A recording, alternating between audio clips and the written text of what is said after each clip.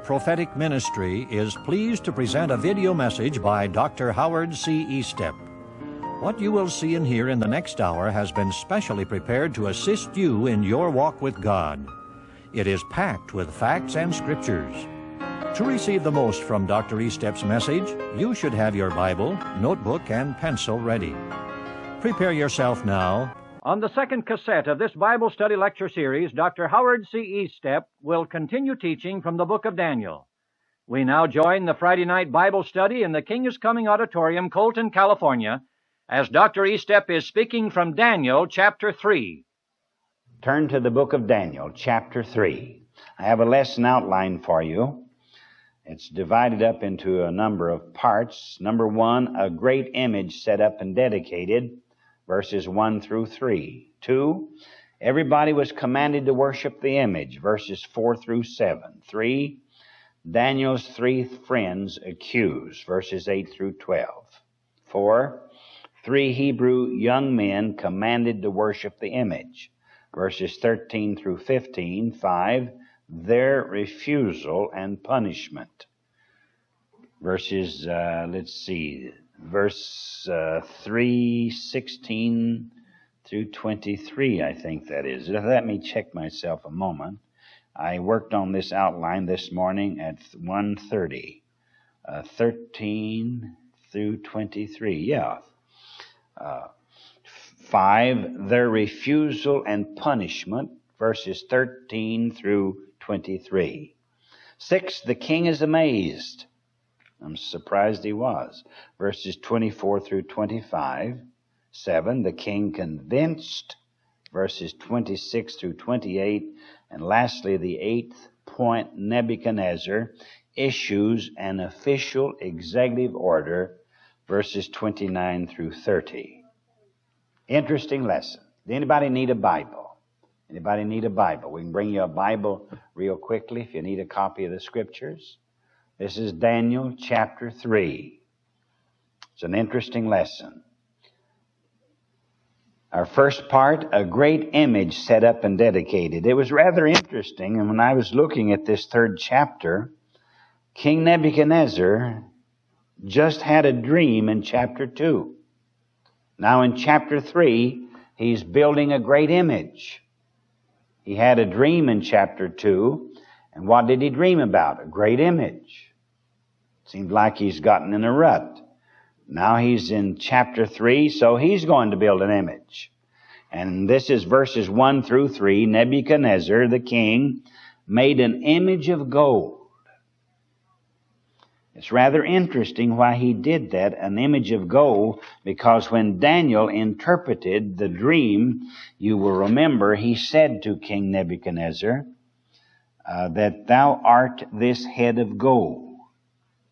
Now we find him building an image of gold, pure gold, in the 3rd chapter, verse 1, an image of gold whose height was 60 cubits, and the breadth thereof 6 cubits. He set it up in the plain of Dura, in the province of Babylon. This plain of Dura is not known. Nobody that we've talked to, none of the history books identify the plain of Dura. We've been to Babylon on 2 occasions, and it's south of Baghdad, and you just drive out in the desert like you're going down into Indio or even further down in the desert. You just go down into that powder, dusty, dry desert on your way to Babylon. But he built this tremendous image. He must have had it cast out of some mold, and then he overlaid it evidently out of pure gold. Tremendous thing, standing some 90 feet high. Tremendous image, standing there on the plains as you're driving down through that level country. As you get closer, and you can imagine the sun rising or setting, shining on that magnificent image, it reflected a beautiful array of light. Then Nebuchadnezzar the king sent to gather together, because he has to do something with this image. No point in just building it. It's like when you buy a new car. First thing you do, you get in the thing and you go to visit your aunt or your grandmother. You never park it in the garage and treat it normally. You got to plan a trip. So you got to show it off. So he builds the image. He wants to show it off. What's he going to do? Verse 2.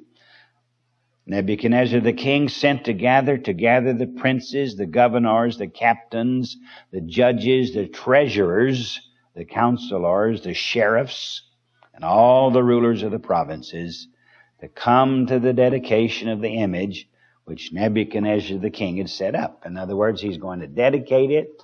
He's going to officially introduce it to the kingdom of Babylonia. So he brings in all of the official people connected with his reign of government. All of the little constables, the justices of peace, everybody that has anything to do with his government. And anyway, he's asked them all, come there. Verse 3. Then the princes, the governors and captains, the judges, the treasurers, the counselors, the sheriffs, and all the rulers of the provinces were gathered together unto the dedication of the image that Nebuchadnezzar the king had set up, and they stood before the image that Nebuchadnezzar had set up. He's ready to dedicate it. And I can imagine what a magnificent sight, because Babylon was the world-renowned kingdom of the great image which Nebuchadnezzar saw in his dream in the 2nd chapter, which was a world government. You can imagine who all was there. I saw movies, television films, and 16mm films of the 2500th celebration of the Persian Empire several years ago. And the following year we were there, and they still had the buildings up that they used for the 2500th anniversary of the Persian Empire. But the Persian Empire would never compare to the Babylonian Empire. And the Persian Empire buildings were fantastic. Everywhere you could see for miles. Magnificent buildings. Hotels, motels, tents, all kinds of things. Just to handle the dignitaries that came from around the world. Well, you can imagine what went on in Babylon. All of these hundreds of thousands of people had to be housed. They had to be fed. There had to be transportation for them. It must have been a fantastic conglomeration of humanity packed and jammed into that valley south of what we now call Baghdad. So he's got them there. They're all ready to dedicate the thing. We're going to dedicate it. Just what he's going to get out of dedicating this, I don't know. So we take a little further look and we see that everybody is commanded to worship the image. This is verses 4 through 7. Verse 4, then an herald cried aloud, and this herald was an employee, or these heralds were employees of the king, and these were men who announced decrees. So they had these paid men who went around and they gave a blast on the trumpet in the little townships, and they announced what the king had made or decreed in the last 30 days. And that's the way the people got their news. There was no other way of knowing it. So these heralds, they announced this thing that the king has put forth. And the herald cried aloud, to you it is commanded, O people, nations, and languages.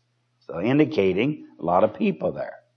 Come from different backgrounds, different groups, spoke different languages, etc. Verse 5, the herald continues, that at what time ye hear the sound of the cornet, flute, harp, sackbut, psaltery, dulcimer, and all kinds of music. So they must have had a fantastic orchestra. It's been said by some historians in the 5th chapter of the book of Daniel, at the feast of Belshazzar, they had a 36,000-piece orchestra. Here in the 3rd chapter, I'm made to believe they had at least that many, if not more, pieces of musical instruments. the middle of verse 5, and all kinds of music, you fall down and worship the golden image that Nebuchadnezzar the king has set up. When these musicians start to play, this will be the signal for all of these thousands of people gathered in this big plain south of Baghdad. You're to fall down and worship this golden image. Pagan worship. Pagan worship. God never intended for mankind to fall down and worship idols made out of metal or plaster of Paris or anything like that. God wants the worship. God is not pleased with any kind of worship that is given to pagan idols. God wants all the worship. So you're going to see God really manifested in this 3rd chapter. God's going to be exalted. Verse 6, and whoso falleth not down and worshipeth shall the same hour be cast into the midst of a burning fiery furnace. All of you guys that don't fall down, we're going to throw you in a furnace.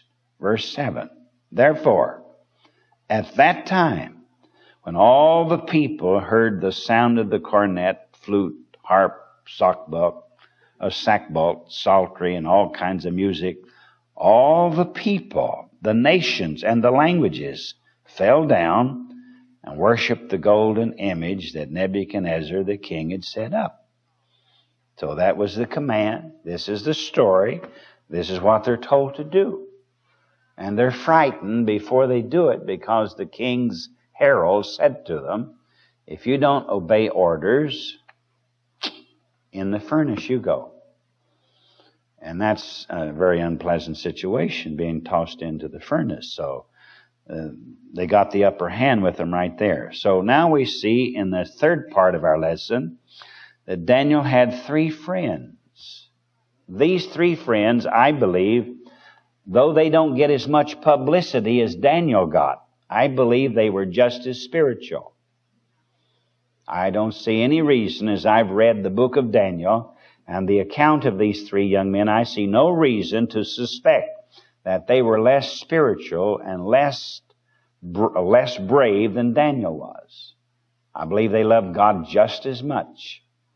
And they hated pagan religion and pagan practices just as much as Daniel hated it.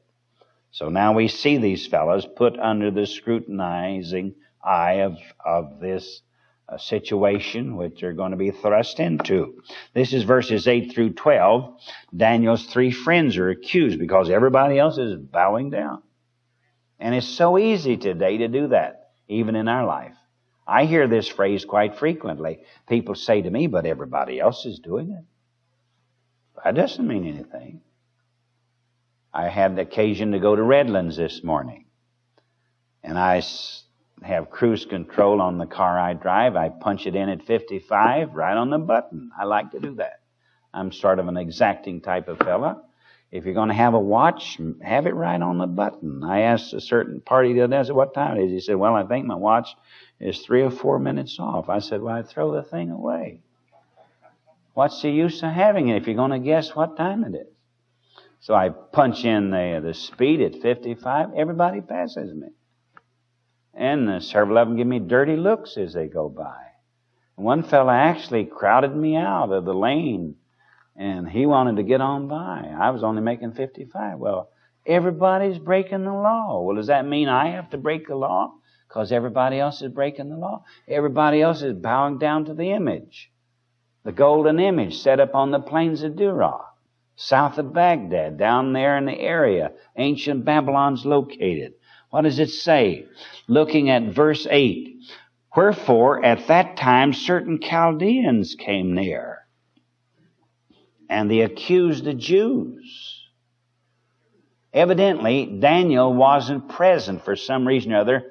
I've talked to some good Bible students, and no one has been able to give me the reason why Daniel wasn't involved in this. But Daniel isn't involved in this. But they came to accuse certain of the Jews in verse 8, verse 9. They spake and said to the king, Nebuchadnezzar, "O king, live forever." That's just a formal thing, you know. That's just a lot of that, you know, stuff that comes in a big roll and you slice it real thin. That's just plain old protocol baloney is all that is. They know he's not going to live forever. "Oh, king, live forever." The dummy's going to die 70, 80 years of age. He might make it to 90, but so what? "O king, live forever." Verse 10, "Thou, O king, hast made a decree." Well, he knew that. He did it. "Thou hast passed a law," or you've signed an executive order. You've made a decree that every man that shall hear the sound of the cornet, flute, harp, blah, blah, so forth, and all kinds of music, shall fall down and worship the golden image. The king knew this. These fellas are dumbbells. They come along and tell him what he already knows. It's rather a waste of time. They could have made this chapter much shorter if they'd have gotten right down to the heart of the thing. Verse 11, "And whoso falleth not down and worshipeth, that he should be cast into the midst of a burning fiery furnace." Yeah, I know, I said that. Verse 12, "There are certain Jews whom thou hast set over the affairs of the province of Babylon." Now he's going to name who they are. Well, who are they? Well, they're Shadrach, Meshach, and Abednego. "These men, O king, have not regarded thee. They serve not thy gods, nor worship the golden image which thou hast set up." They're not doing what you said. Now, king, you said that they got to fall down and worship the image. And you also said if they don't fall down, you're going to chuck them in the furnace. Now, we got 3 fellas out here aren't doing this. You know, it's a case of the other fella sticking his nose in somebody else's business. You ever notice that? Someone had an extra large nose, and I remember this story well. And they were used to poke fun at them. And this fellow who had this extra large nose, they always poking fun at him, but his stock answer was, "I kept it out of other people's business and let it grow."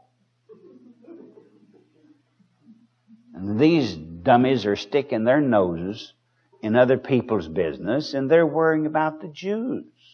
Shadrach, Meshach, and Abednego. So what's going to happen? Well, we look in our 4th part, and we see that these 3 Hebrew young men are commanded to worship the image. And this begins in verse 13. So the king is going to try to exercise his authority, because, you know, a law is no good if you don't enforce it. Basically, and I say this after many years of reading all kinds of literature and books and observing humanity and watching the political scene change moment by moment, law is no good if it isn't enforced. It might as well not be on the statute books. The problem with our country is we don't need more jails. We don't need more penitentiaries. We don't need more institutions.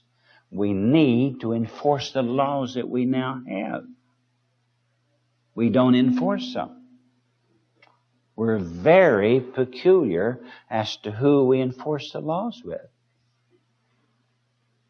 If you've got the right amount of bucks, you can get it off easy. Very easy. All you got to do is read the paper. Just read the paper carefully. I read 2 papers every day very carefully because I want to keep abreast of what's going on. I start my day in my office by reading 2 papers. I don't want to be bothered for the first hour because I want to see what's going on so I can keep abreast. The laws are not enforced in our country. If we enforced the laws, we wouldn't need more laws. So what's going to happen? The king's going to try to enforce the law. We get this beginning in verse 13.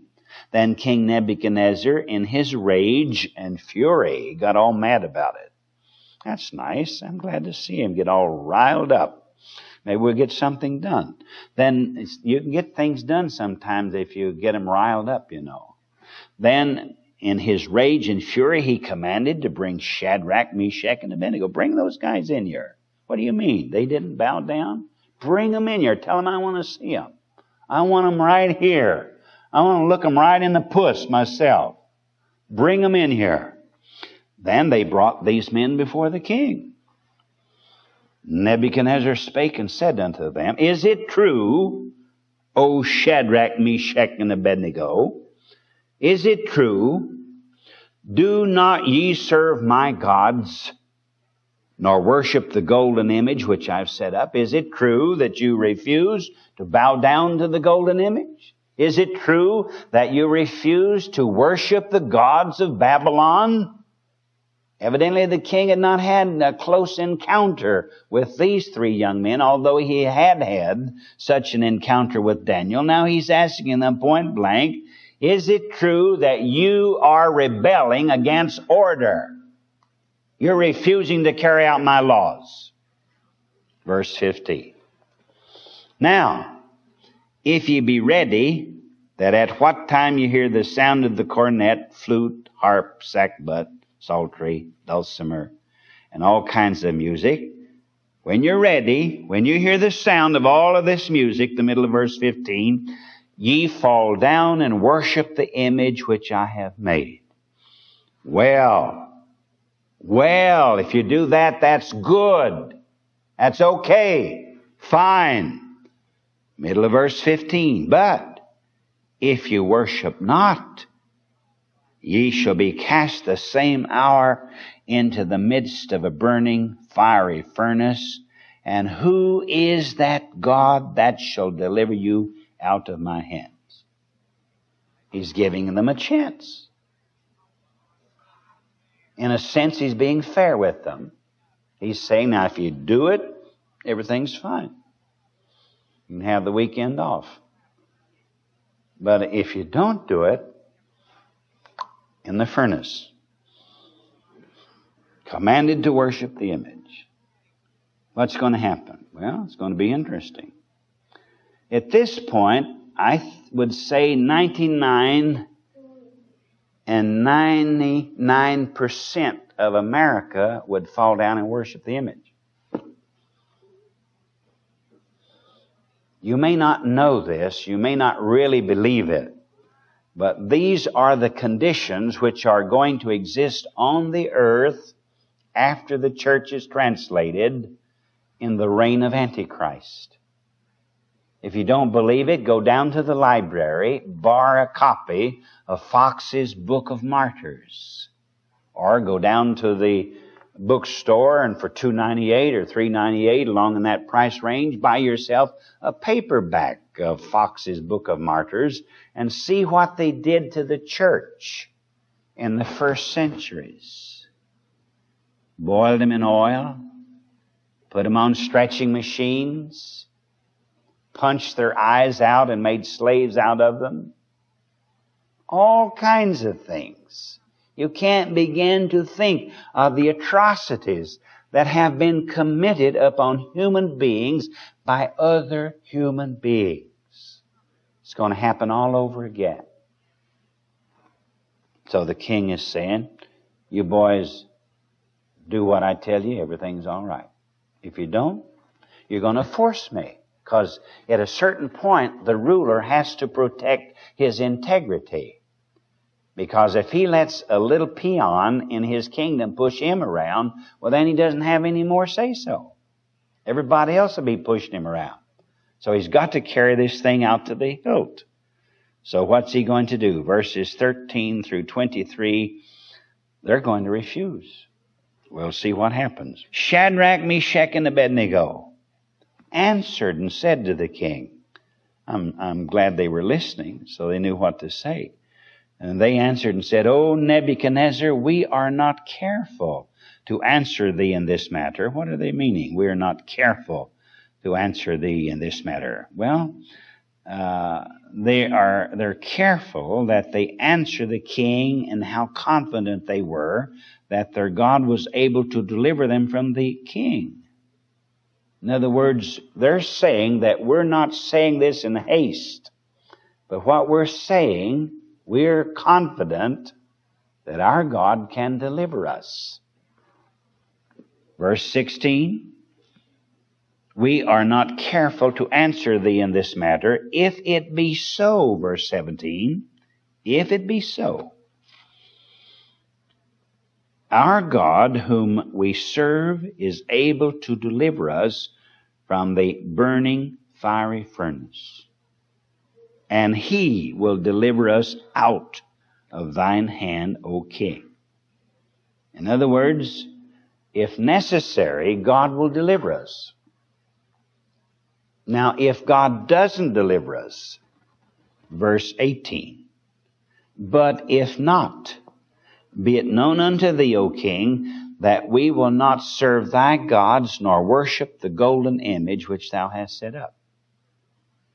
God will deliver us on one hand. On the other hand, we won't worship your image.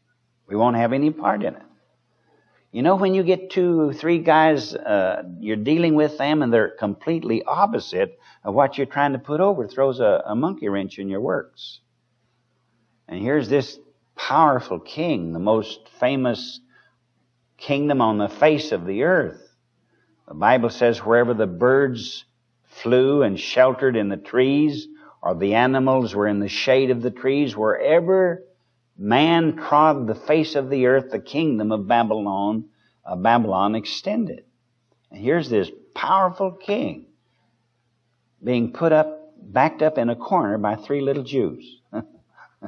Amazing, isn't it? No, these 3 little Jews said, we ain't going to do it. Of course, they said it in Hebrew, you know. We ain't going to do it. All right. What's going to happen? All right. Verse 19. We're going to see what happens. Then was Nebuchadnezzar full of fury. Well, he got mad down here in verse 13.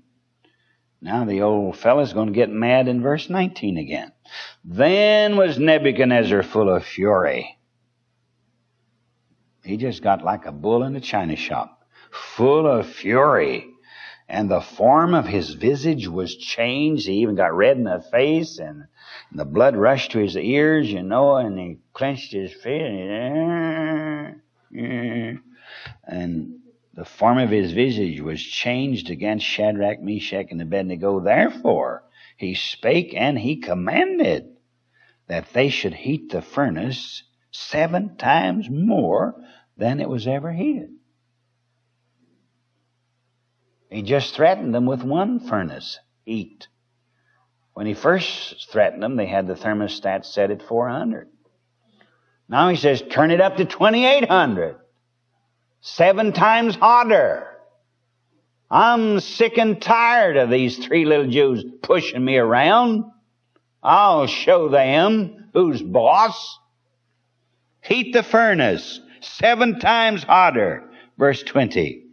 And he commanded the most mighty men that were in his army to bind. I don't know why he's going to bind them. Bind them. He must have tied their hands behind them and their legs so they couldn't run or get away. Bind Shadrach, Meshach, and Abednego. Verse 20. And to cast them into the burning fiery furnace. 21. Then these men were bound in their coats. Their hosen, this word hosen is an obsolete translation. It doesn't have any bearing whatsoever. It means an outer garment. And don't get the idea that they had woolen hose on. It doesn't really mean that. Somewhere in the translation they lost something.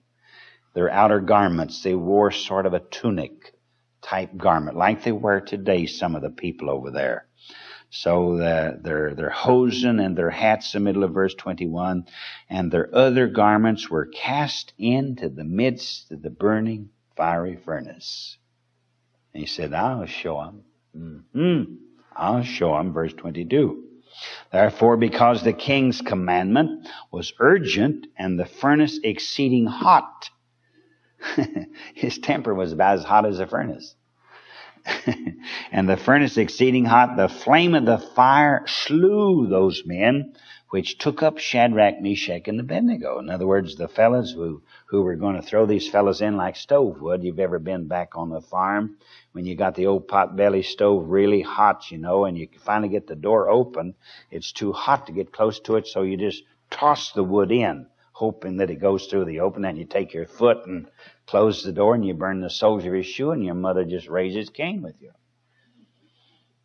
My dad used to say, "What is that smell?" Well, I just burnt my shoes on the old potbelly stove, getting the door shut. See? So as they threw these guys in, all of those fellas died. Why? The flames leaped out and cut off the oxygen. They smothered. They burned. They died. They asphyxiated. Right there on the spot. They died. And they throw the 3 little Jews in the furnace. Boy, this is something. Hollywood's never done anything with this. I don't know where they've been all of my life. Cast into the burning furnace. In verse, they slew the fellows who did it in 22, verse 23. And these 3 men, Shadrach, Meshach, and Abednego, fell down, bound, in the midst of the burning fiery furnace. The marvel of this is, God's going to get all the glory. God is going to magnify Himself. God uses even the wicked men of this world to magnify Him.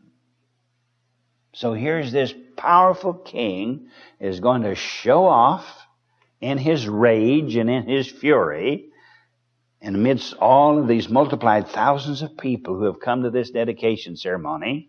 Now they've come to a cookout, and they're all gathered around to watch the thing take place, and so they toss the meat in the oven. What happens? They fall down. They're still tied. Didn't even burn the cords. It's beautiful. God's going to get the glory. The king becomes amazed, beginning in verse 24. Then Nebuchadnezzar the king was astonished, stoned, it says here, amazed, astonished. And he rose up in haste. And he spake and said unto his counselors, Did not we cast 3 men bound into the midst of the fire? Evidently the king must have looked in the furnace. He was so mad at these 3 little Jews, I think he went right up as close as he could get without getting killed from the heat of the furnace. And he looks in there, and he's, didn't we put 3 in there? Didn't we throw 3 in? Was that what we threw in 3? You didn't throw in a 4th one, did you? By mistake? You just put 3. Okay, what does he say? They answered and said unto the king, True, just 3, king. We just put 3 in, 4, 25. He answered and said, the king did, Lo, I see 4 men. Loose. Aha. God took the handcuffs off of them. God released them. I see 4 men. You threw 3 in. Now I see 4. That's enough to give him further problems. He'll need a pacemaker after that. Threw 3 in, and 3's become 4. What does he say about them? I see 4 men in the middle of verse 25, walking in the midst of the fire. There's 4 fellas in there, just sort of walking around looking for 31 flavor ice cream store. And they have no hurt. They're not burnt. They don't seem to be sweating. No, nothing seems to. And the form of the 4th is like the Son of God. Now, I've heard preachers preach that this was Jesus Christ in there walking around with them. But that isn't what the Bible infers in any way, because Nebuchadnezzar would never have known about Jesus Christ of the New Testament. And this is further confirmed in one of the other verses, because when you go over to verse 28, and we'll just take a quick look at verse 28, and then we'll go back to verse 25, because when you look at verse 28, it says, Then Nebuchadnezzar spake and said, Blessed be the God of Shadrach, Meshach, and Abednego, who hath sent his angel. Who has sent his angel. God's children have guardian angels. You remember on one occasion Satan said, Jump off the temple. It's written that the angels will bear you up. The angels won't let you fall to the pavement. You won't get hurt. Go ahead and jump off. Give us a display. But Christ would have been exerting His own physical ego under those circumstances, and He wouldn't do it. So we have guardian angels. Those 3 Hebrew young men had guardian angels. God put an angel in there with them because God is going to be magnified. I see 4 men, verse 25, loose, that's a victory, loose, walking in the midst of the fire, and they have no hurt. And the form of the 4th is like the Son of God. So the king was amazed. Quick transformation. This happened within the space of just a few moments. Couldn't have been over 5 or 10 minutes. Not over 15 or 20 at the very longest. Because evidently the king is there while all of this is going on. And he looks into the furnace. He asks the question, are you sure you only put 3 in? Yes. Well, how come we got 4 in there? This 4th one looks like an angel. It looks like a divine being. If necessary, God will send divine beings to support His people. We have documented proof that God has done this on numerous occasions. God does all kinds of peculiar things. And out of them, He gets the honor and the glory. God has to be magnified. That's why it's so necessary in our own individual lives that everything we do, that God gets the preeminence. That we in no wise try to crowd some of the honor or the glory or the laurels or the commendations to ourselves. It must be that God gets the glory. God's going to get the glory in this circumstance because the king becomes really convinced beginning in verse 26. He really becomes convinced. In verse 26, then Nebuchadnezzar, he sees 4 in the furnace, came near to the mouth. He wants to get a closer look. Came near to the mouth of the burning fiery furnace, and he spake and he said, Shadrach, Meshach, and Abednego, ye servants of the Most High God. Now he's talking about a higher being. In their temple of Baal, B-E-L, in Babylon, where they worship their pagan god, the god of Baal, now he's changing his tune.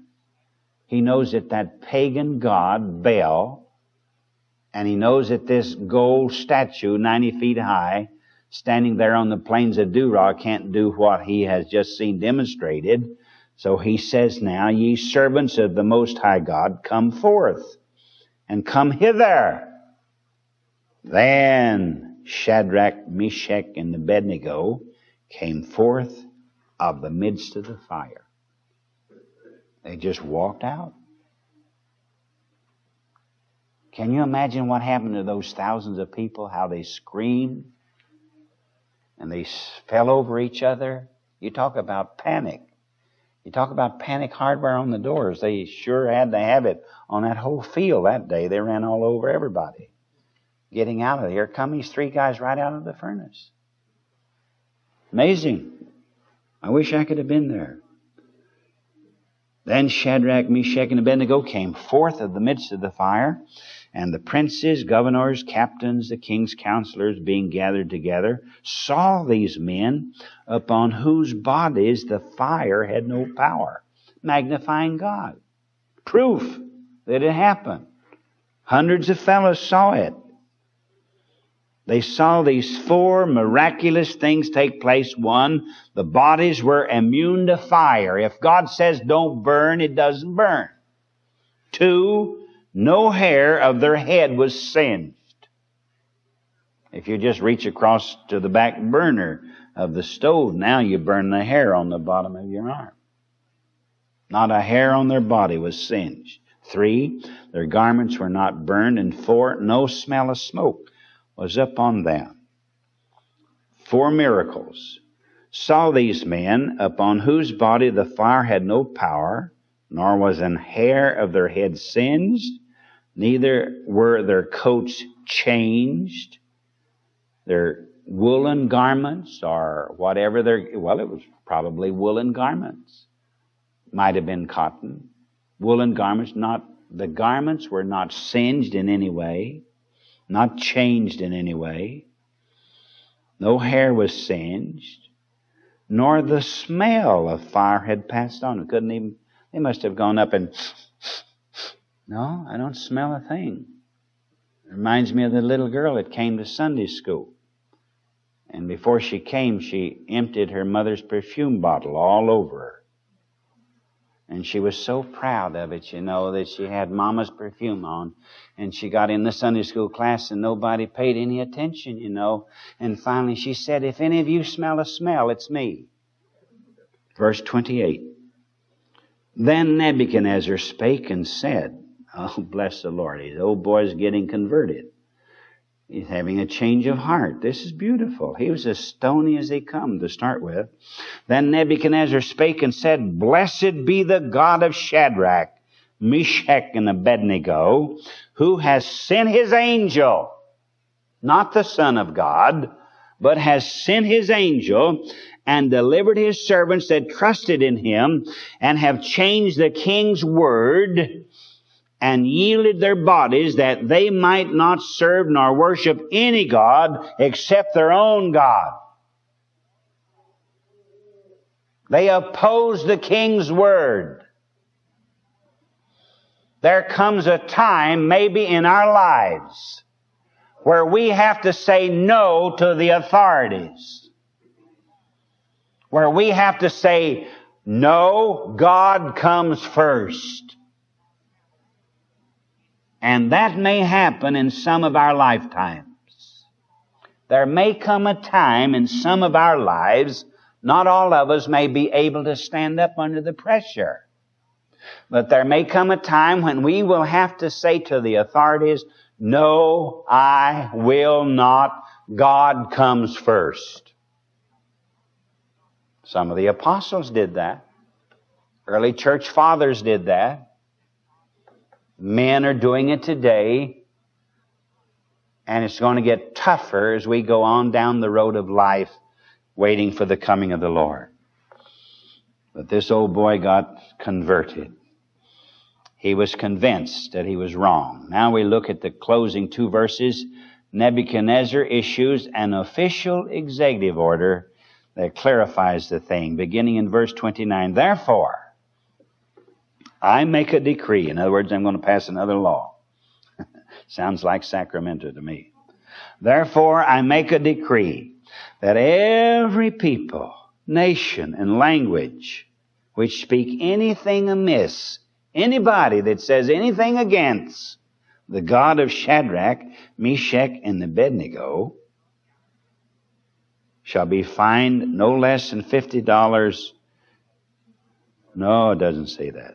Shall be cut in pieces. He's tough. This guy really got tough.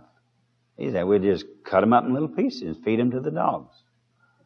That's what they did. Scavenger dogs running all over the place. They just they were going to cut them up and feed them to the dogs. They shall be cut in pieces, and their houses, their property, shall be made a dunghill or a waste, garbage heap, because there is no other God that can deliver after this fashion. No God can do what we've seen demonstrated. No God can protect 3 men thrown into a furnace that's been heated 7 times hotter than it was ever heated. Nobody can do that except a supernatural God. And anybody that says anything against that God from now on will destroy their body and absolutely obliterate all their property. Verse 30. Then the king promoted. They already had one promotion. He got one promotion over in verse 49 of chapter 2. That's an awful way to get a pay raise, I'll tell you that. To go through all that. But in verse 49 they got a raise. Then Daniel requested of the king, and he set Shadrach, Meshach, and Abednego over the affairs of the province of Babylon. So Daniel went interceded for them after the big image that the king saw in his dream. So he got the three boys a better job, and Daniel took a softer, a front desk job. He sat in the king's in the gate of the king. Now they're going to get another promotion.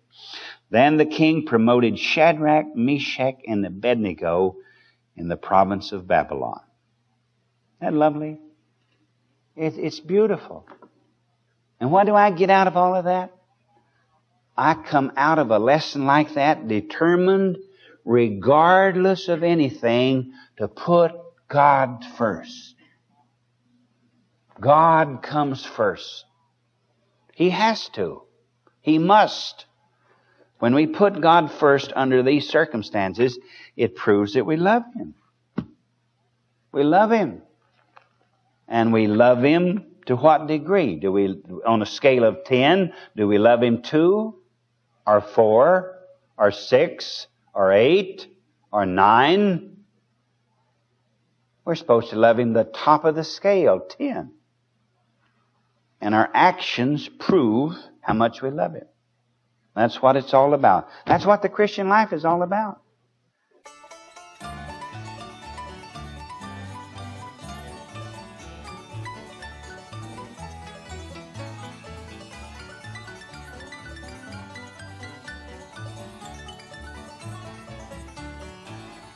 Trials dark on every hand, and we cannot understand all the ways that God will lead us to that blessed promised land. But He'll guide us with His eye, and we'll follow till we die. We will understand it better by and by. By and by, when the morning comes, all the saints of God are gathering home. We will tell the story how we've overcome. We will understand it better by and by.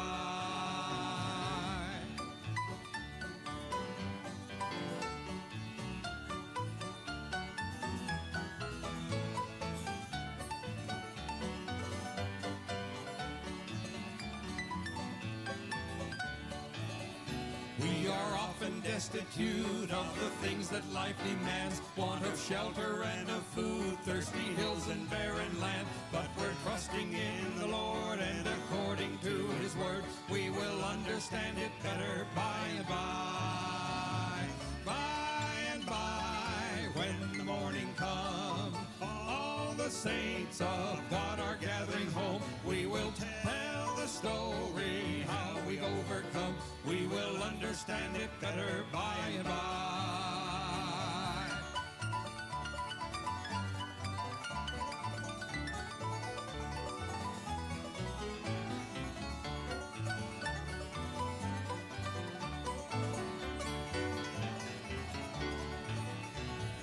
By and by, when the morning comes, all the saints of God are gathering home. We will tell the story how we overcome. We will understand it better by and by.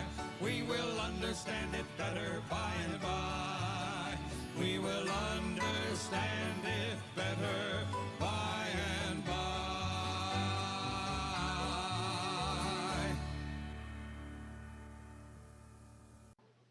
You have heard Dr. Estep deliver the third Bible study lecture from the book of Daniel, covering chapter 3. For a continuation of this Bible study series, please listen to the message on the other side of the cassette.